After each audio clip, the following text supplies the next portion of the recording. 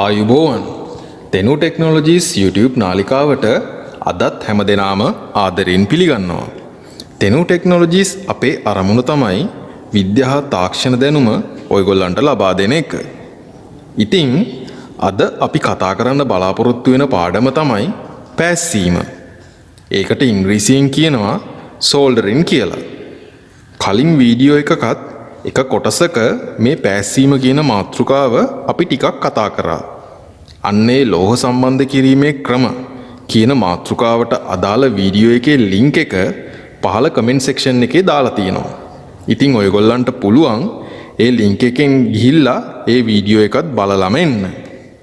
මොකද්ද මේ පැස්සීම නැත්නම් සෝල්ඩරින් කියන්නේ?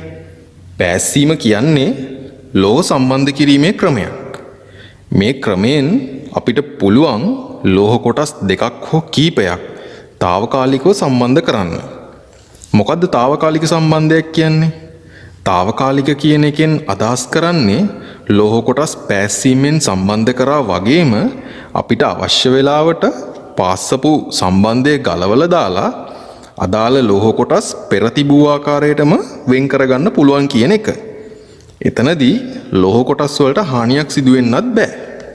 පැස්සීම කියන එක විස්තර කරන්නේ කොහොමද?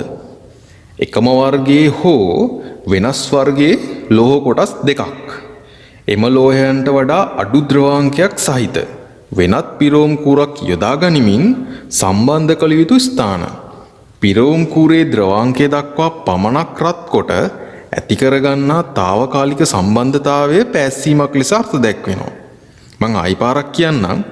එකම වර්ගයේ හෝ වෙනස් වර්ගයේ ලෝහ කොටස් දෙකක් එම ලෝහයන්ට වඩා අඩු ද්‍රවාංකයක් සහිත වෙනත් ලෝහ පිරෝම් කූරක් යොදා ගනිමින් සම්බන්ධ කළ යුතු ස්ථාන පිරෝම් කූරේ ද්‍රවාංකය දක්වා පමණක් රත් කොට ඇති කරගන්නා తాවකාලික සම්බන්ධතාවය පැස්සීමක් ලෙස අර්ථ දැක්වෙනවා. ඔන්න ඔය විදිහට තමයි පැස්සීම කියන එක විස්තර කරන්නේ. නැත්තම් පැස්සීම අර්ථ දැක්වීම කරන්නේ. හරි. අපි දැන් එකින් එක බලමු මේ අර්ථ දැක්වීම කියන්නේ මොනවද කියලා. එකම වර්ගයේ හෝ වෙනස් වර්ගයේ ලෝහ කොටස් දෙකක්. එහෙනම් මෙන්න මේ පැස්සීම කියන ක්‍රමවේදයෙන් අපිට පුළුවන් එකම වර්ගයේ ලෝහ කොටස් වගේම වෙනස් වර්ගවල ලෝහ කොටසුත් සම්බන්ධ කරගන්න. උදාහරණ විදියට අපිට පුළුවන් තඹ ලෝහ කොටස් දෙකක් පැස්සීමෙන් සම්බන්ධ කරගන්න. අවශ්‍ය නම් යකඩ ලෝහ කොටස් දෙකක් සම්බන්ධ කිරීම කරගන්න පුළුවන්. ඒ වගේම තමයි අපිට පුළුවන් යකඩ ලෝහ කොටසක් සහ තඹ ලෝහ කොටසක් එකිනෙක සම්බන්ධ කරගන්න. අර්ථ දැක්වීමේ ඊළඟට තියෙනවා ද්‍රවාංකය කියලා වචනයක්. මේකට අපි ඉංග්‍රීසියෙන් කියනවා මෙල්ටිං පොයින්ට් එක කියලා. ද්‍රවාංකය කියන්නේ ද්‍රව බවට පත්වෙන උෂ්ණත්වය. ඉතින් මෙන්න මේ ලෝහ වර්ග වලටත් තියෙනවා ඒව රත් වෙනකොට ද්‍රව බවට පත්වෙන උෂ්ණත්වයක්. එක එක ලෝහ වර්ග වලට අදාළව මේ උෂ්ණත්වයන් එකිනෙක වෙනස්. අපි බලමු උදාහරණ ටිකක්. මෘදුවානවල ද්‍රවාංකය සෙල්සියස් අංශක 1536යි. චීනත් චට්ටිවල ද්‍රවාංකය සෙල්සියස් අංශක 1250යි. ඇලුමිනියම් වල ද්‍රවාංකය සෙල්සියස් අංශක 658යි. තඹ ලෝහයේ ද්‍රවාංකය සෙල්සියස් අංශක 1083යි. පිත්තල ලෝහයේ ද්‍රවාංකය සෙල්සියස් අංශක 960යි. ඊයම් ලෝහයේ ද්‍රවාංකය සෙල්සියස් අංශක 327ක්. ඒ වගේම ලෝකඩ ලෝහයේ ද්‍රවාංකය සෙල්සියස් අංශක 960ක් වෙනවා. හොඳයි. දැන් ආපහු අර්ථ දැක්වීම බලමු. එකම වර්ගයේ හෝ වෙනස් වර්ගයේ ලෝහ කොටස් දෙකක් එම ලෝහයන්ට වඩා අඩු ද්‍රවාංකයක් සහිත වෙනත් ලෝහ පිරෝම් කූරක් යොදා ගනිමින්. දැන් බලමු මොකද්ද කියන්නේ කියලා. අපිට පැස්සීමෙන් සම්බන්ධ කරගන්න ඕනේ තඹ ලෝහ කොටස් දෙකක්. අපි දැන් දන්නවා තඹවල ද්‍රවාංකය සෙල්සියස් අංශක 1083යි කියලා. එහෙනම් අර්ථ දැක්වීමේ කියන විදිහට අපි තඹ ලෝහ කොටස් දෙක පාස්සන්න තෝරගන්න ඕනේ තඹවල ද්‍රවාංකයට වඩා අඩු ද්‍රවාංකයක් තියෙන ලෝහ වර්ගයක්. අපිට පුළුවන් ඊයම්, ඇලුමිනියම් නැත්තම් පිත්තල වගේ ලෝහයක් තෝරගන්න. ඉතින් ඊයම් තෝරගන්නව නම් අපි කරන්නේ ඊයම් ලෝහයෙන් හදපු කූරක් අරගෙන ඒක ඊයම් වල ද්‍රවාංකය දක්වා රත් කරගෙන ද්‍රව තත්ත්වයට පත් කරලා තඹ ලෝහ කොටස් දෙක සම්බන්ධ කරන එක. එහෙනම් අපි භාවිතා කළා ඊයම් පිරෝම් කූරක් නැත්තම් ලෙඩ් ෆිලර් රොඩ් එකක්. දැන් මට ඕනේ මෘදුවානේ ලෝහ කොටසක් සහ තඹ ලෝහ කොටසක් පෑස්සීමෙන් සම්බන්ධ කරගන්න. අපි දන්නවා මෘදුවානේ වල ද්‍රවාංකය සෙල්සියස් අංශක 1536ක් සහ තඹවල ද්‍රවාංකය සෙල්සියස් අංශක 1083ක් කියලා. අර්ථ දැක්වීමේ ආකාරයට මේ ලෝහ කොටස් සම්බන්ධ කරගන්න අපි තෝරගන්න ඕනේ තඹවල ද්‍රවාංකයටත් වඩා අඩු ද්‍රවාංකයක් තියෙන ලෝහ වර්ගයක්. ඒ කියන්නේ අපි තෝරගන්න ලෝහයේ ද්‍රවාංකය සෙල්සියස් අංශක 1083ට වඩා අඩු වෙන්න ඕනේ. අපිට පුළුවන් පිත්තල, ඊයම්, ලෝකඩ වගේ ලෝහයක් තෝරගන්න. පිත්තල තෝරගන්නව නම් අපි කරන්නේ පිත්තල ලෝහයෙන් හදපු කූරක් අරගෙන ඒක පිත්තලවල ද්‍රවාංකය දක්වා රත් කරගෙන ද්‍රව තත්ත්වයට පත් කරලා මෘදුවානේ සහ තඹ ලෝහ කොටස් දෙක සම්බන්ධ කරන එක. එහෙනම් අපි භාවිතා කළා පිත්තල පිරෝම් කූරක් නැත්තම් බ්‍රාස් ෆිලර් රොඩ් එකක්. හරි. අපි දැන් අර්ථ දැක්වීමේ තව ටිකක් ඉස්සරහට යමු. සම්බන්ධ කළ යුතු ස්ථාන පිරෝම් කූරේ ද්‍රවාංකය දක්වා පමණක් රත් කොට. මොකද්ද මේ කියන්නේ? පෑස්සීමක් හරියාකාරවම සිදු කරගන්න නම් පිරෝම් කූර විතරක් රත් කරලා ද්‍රව කරගෙන හරියන්නේ නැහැ.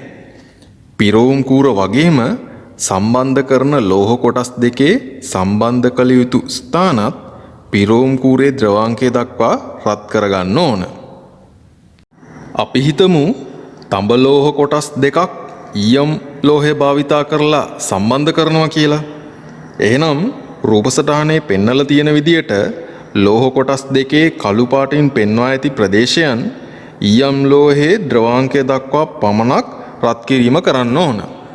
ඉතින් අපි කරන්න ඕනේ ලෝහ කොටස් දෙකේ අදාළ ප්‍රදේශ ඊයම් ලෝහයේ ද්‍රවාංකය දක්වා රත් කරන ගමන් ඊයම් පිරෝම් කූරත් රත් කරලා ද්‍රව කරගෙන අදාළ සම්බන්ධ කළ යුතු ස්ථානයට වක් කරන එක.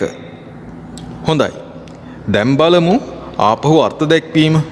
එකම වර්ගයේ හෝ වෙනස් වර්ගයේ ලෝහ කොටස් දෙකක් එම ලෝහයන්ට වඩා අඩු ද්‍රවාංකයක් සහිත වෙනත් ලෝහ පිරෝම් කූරක් යොදා ගනිමින් සම්බන්ධ කළ යුතු ස්ථාන පිරෝම් කූරේ ද්‍රවාංකය දක්වා පමණක් රත් කොට ඇති කරගන්නා తాවකාලික සම්බන්ධතාවය පෑස්සීමක් ලෙස අර්ථ දැක්වේ. ඇති කරගන්නා తాවකාලික සම්බන්ධතාවය. මේ සම්බන්ධතාවය తాවකාලික වෙන්නේ කොහොමද? තඹ ලෝහ කොටස් දෙක ඊයම් ලෝහය භාවිතා කරලා සම්බන්ධ කරා වගේම මට දැන් ඕන මේ සම්බන්ධය ගලවලා දාලා තඹ ලෝහ කොටස් දෙක වෙන් කරගන්න.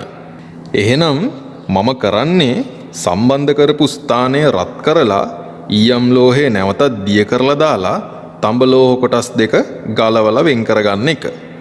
ඊයම් ටික දිය කරගන්න නම් මම සම්බන්ධ කරපු ස්ථානය රත් කරගන්න ඕනේ සෙල්සියස් අංශක 327කට. හේතුව ඊයම් වල ද්‍රවාංකය සෙල්සියස් අංශක 327ක් වෙන නිසා.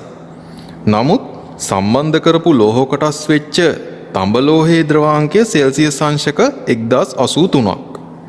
ඉතින් දැන් ඔයගොල්ලන්ට තේරෙන්න ඕනේ සම්බන්ධය ගලවලා දාන්න සම්බන්ධ කරපු ස්ථානය සෙල්සියස් අංශක 327කට රත් කරාට තඹ ලෝහ කොටස් වලට හානියක් වෙන්නේ නැහැ කියන එක.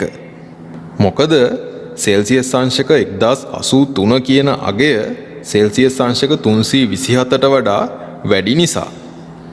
ඉතින් මෙන්න මේ ක්‍රියාවලිය නිසා තමයි පෑස්සීම తాවකාලික ලෝහ සම්බන්ධ කිරීම කියන කාණ්ඩයට අයිති වෙන්නේ. අපිට පුළුවන් සම්බන්ධය ගලවලා දාලා ලෝහ කොටස් දෙක පෙර තිබූ ආකාරයටම වෙන් කරලා ගන්න. පෑස්සීමේදී මතක තියාගන්න ඕන විශේෂ කාරණාවක් තියෙනවා.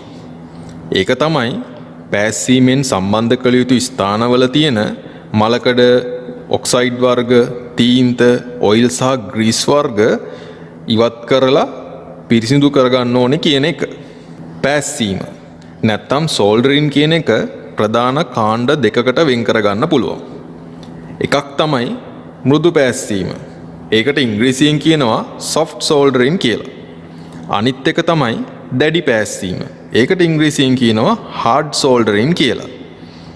මෙන්න මේ මෘදු පෑස්සීම සහ දැඩි පෑස්සීම කියන කාණ්ඩ දෙක වෙන් වෙන්නේ අපි පාස්සන්න භාවිතා කරන උෂ්ණත්වයන් අනුව. සෙල්සියස් අංශක 450ට අඩු උෂ්ණත්වයන් වල කරන පෑස්සීම් මෘදු පෑස්සීම් කාණ්ඩයට අයිති වෙනවා.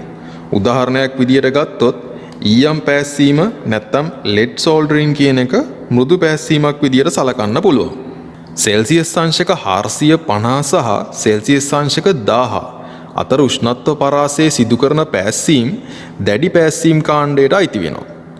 උදාහරණයක් විදියට පිත්තල පෑස්සීම් නැත්තම් බ්‍රාස් සෝල්ඩරින් කියන එක දැඩි පෑස්සීමක් විදියට සලකන්න පුළුවන්. හොඳයි.